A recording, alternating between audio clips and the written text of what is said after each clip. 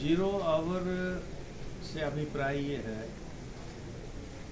कि जो जनहित से जुड़े हुए जो मुद्दे हैं, अगर वो किसी न किसी नियम के तहत उनका उल्लेख ना हो पाए और वो जनहित से जुड़ा हुआ मुद्दा हो, तो उसकी इजाज़त जो है जीरो आवर में दी जाती है।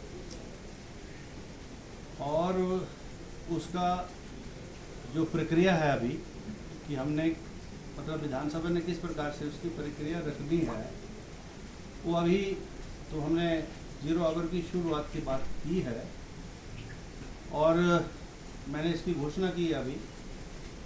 तो अभी जो राजनीतिक पार्टियों का इसके अंदर मत है वो तो मैंने लिए नहीं है अंदर। तो अभी शायद मुझे ऐसा लगता है कि there is a reservations of the political parties regarding the zero hours. So tomorrow, if any reservation will come, that we discuss in the house and then we finally decide the zero hours.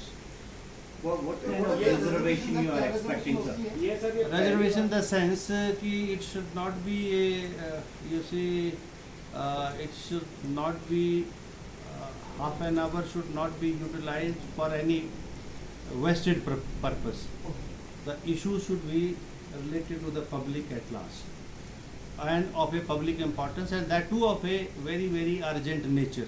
Not only that, if somebody brings a issue which pertains to his constituency and that issue can be discussed otherwise in any other discussions, the issues which have not been discussed in any motion under any discussions, only those issues will be permitted to be raised during those during that half an hour. That is the issue. As you have seen today also, snake white का एक बहुत important issue जो चर्चा हो चुकी थी और विभाग ने जो है वो माननीय मंत्री जी ने ये आश्वस्त किया था कि हमारे पास हर तरह की व्यवस्था उपलब्ध है।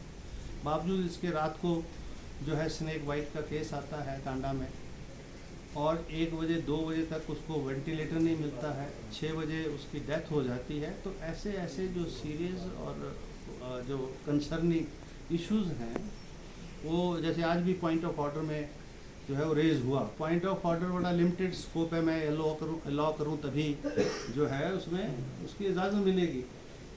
और जीरो आवर थोड़ा सा लिबरल है, पर उसमें भी मैं तो बैठूंगा ही ना कि whether that issue is required to be raised in the zero hour or not. तो उसकी एडमिसिबिलिटी जो है उसी वक्त मैं डिसाइड करूंगा और जो है उस पर जो पॉलिटिकल पार्टीज का व्यू पॉइंट भी कल आ जाएगा, वो देख लेंगे उसमें क्या। Thank you.